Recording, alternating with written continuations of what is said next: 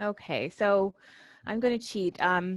There's a number of things I wanted to say, but I was going to say that the most harmful practices, um, I would say white fragility. I feel like the defensiveness, sort of like anger, sadness, outrage, denial of whiteness and white supremacy, the neutrality of libraries. I feel um, that's probably one of the most harmful practice. In the library. I, so when a BIPOC person, for example, has brought these things up and have question question whiteness, question colonialism, and really wants to advocate for change, and it's met by, this defensiveness. I think that's a word like that's really bad. But what is behind the white fragility? So it's a two-parter.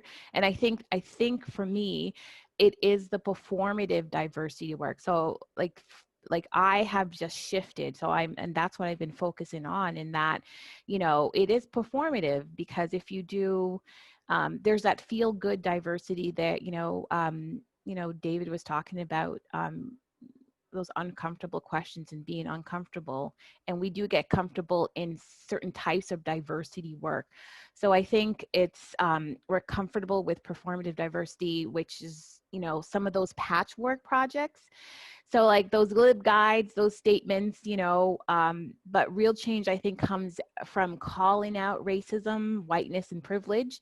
And so uh, you know when someone, and I'm speaking as a BIPOC librarian, when a BIPOC person speaks up and white fragility occurs, I think the message is that, the feelings of the white librarian is more important than the BIPOC colleague. And then that silences, BIPOC librarians, and it is a form of control. And so it protects racism. So it's the performative diversity work, I think, is challenging, and these need to be called out. And that's why it's important, I think, for us to understand like the difference between, performative diversity work and real anti-racist critical approaches to librarianship and library structures and our policies and our processes. So for early career library workers and students, I kind of, I feel that they need to be cautious. Like I think about my journey and how comfortable it was for me to develop and have a voice. So I think it's important for them to educate themselves. And, but what I think David mentioned is that there are different contexts and different positions that an early career librarian, library worker, or student will have, and whether they feel comfortable enough to do that. But when it comes to the students, I think when they are LIS students, they could advocate for courses in LIS, in library school, on anti-racism in libraries, inviting speakers to come in, making their library schools accountable. And I feel like they do have some power there when they are students. So to combat white fragility or performative diversity work, I think it's important to do the work and reflect. And I'm using the word commit, commit to anti-racist work and always questioning. But I do understand that it might be awkward for especially newer librarians and library workers to actually speak up. But for me, the white fragility and the performative diversity work is something that does silence and is harmful for this work. Thank you, Norda.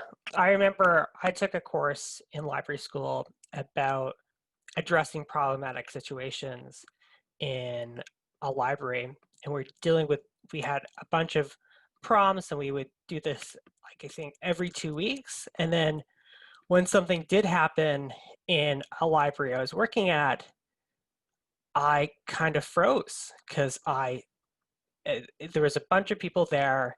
The person was more of a manager type, and it was just, I just didn't really know what to say. And I had all this preparation beforehand, but it was just really scary as a, as a library student, as a, yeah, I talked to Ashley about this when we worked together, but it is really hard, especially as a LIS, as someone who's early career or LIS.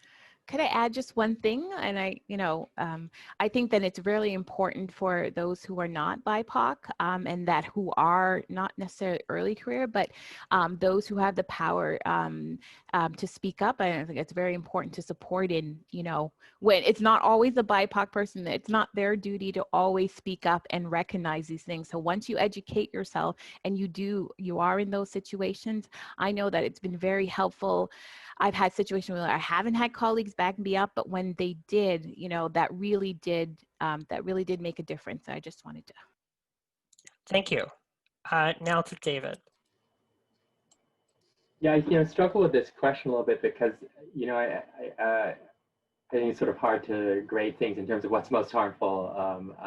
I think you really need to consider, what it is that we're talking about, because some of the things that you, Ashley, and Norda have talked about are incredibly harmful and incredibly can make it unbearable, impossible for folks to sort of exist within these kinds of spaces, and end up sort of affecting the demographics or the affecting what our libraries and what our professions look like, right? And I think that's real. I sort of approached this question a little different, and I was trying to think about what I think constrained our anti-racist imagination as a field to the greatest degree, and I think it's the decades-long centering of diversity and inclusion as the chief framework, as the main logic through which we're educated to sort of make sense of and act upon questions of power in our institution, right? So, like, what if we stopped talking in terms of equity, diversity, and inclusion? What if we threw that out as the main conceptual framework through which we think about how to think about anti-racism from within our field, right? Like, we've more or less been taught to think about anti-racism in these really sort of liberal reformist kind of ways that are about making existing arrangements more comfortable and hospitable, which is not inherently bad. Like, that's real, that has real effects on people's lives, right?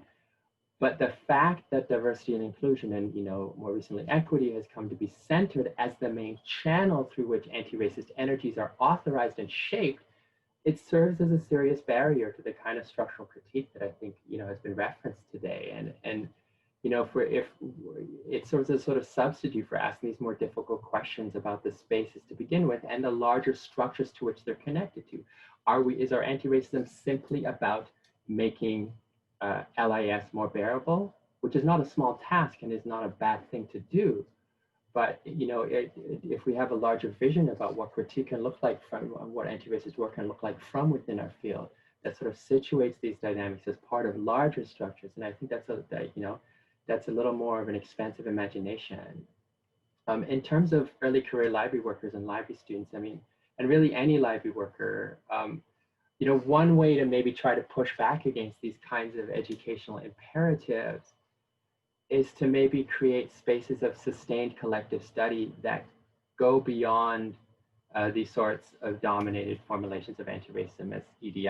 And I'm about 12 years into my post-MLIS career as a library worker. And throughout that time, it's been continually underscored that this is really isolating work, right? This kind of work, like trying to have this kind of work, trying to think about this work, trying to do research into this kind of work, trying to have these kinds of conversations and learn about these kinds of things, is really isolating in an ongoing way, not just when there's an uprising in the summer, right?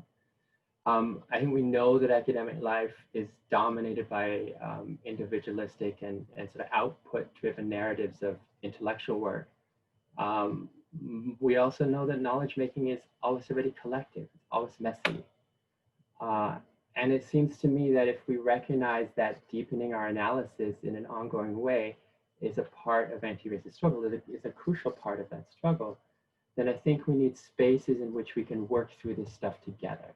And I'm talking about spaces beyond formal venues like classroom beyond formal curricula, beyond conferences and publications, because those spaces are virtually always governed by pressures to perform individual expertise, right? To like know, have a great definition of what racial capitalism is, and like not show any weakness, right? That's the kind of thing that governs these spaces. And there's very little space to be vulnerable, to say like, I don't know and I don't get this, right? So, you know, maybe students could get together and form a series of meetups where you sort of collectively and slowly work through the article, you know, Racial Capitalism by Jody Melamed, or Angela Davis's Are Prisons Obsolete, right? And sort of wrestle with the concepts in an open-ended way and ask about how that might help us think about anti-racism from within LIS and about the tensions that reveals. And then maybe we think about forming these as part of a broader community of mutual aid and loving critique and intellectual community, where we can be vulnerable with one another, right? A community that's not governed by the sort of individualist and competitive stories about knowledge creation, right? That are all about tenure and, you know, producing a journal article and doing a presentation and so on, right? Which are really sort of property-based narratives of knowledge creation. And that I think, as Ashley suggested earlier on, are, you know, those kinds of dominant ideas about knowledge creation are part of how settler colonialism and racial capitalism work, right? So maybe the space that I'm envisioning sort of, you know, is not just about waiting until you have a concrete research question or like a draft paper that you can like present to someone and say, here, can you give me feedback on this? But it's a way of connecting in an ongoing way with more basic questions or concerns, like, you know, I don't understand the concept of racial capitalism, or questions like, I don't understand this one sentence, or, you know, I'm trying to do some thinking about racism and library instruction and settler colonialism, and that's all I have, and I'm having a hard time focusing. Can we talk this through, and can you help me think of ideas? Like really sort of more vulnerable, messy questions like that, right? And that's not glamorous, and it's not feasible for everybody to do that, right? But I can, you know, maybe I'm suggesting it because I continue to crave that kind of community of sustained engagement within the field.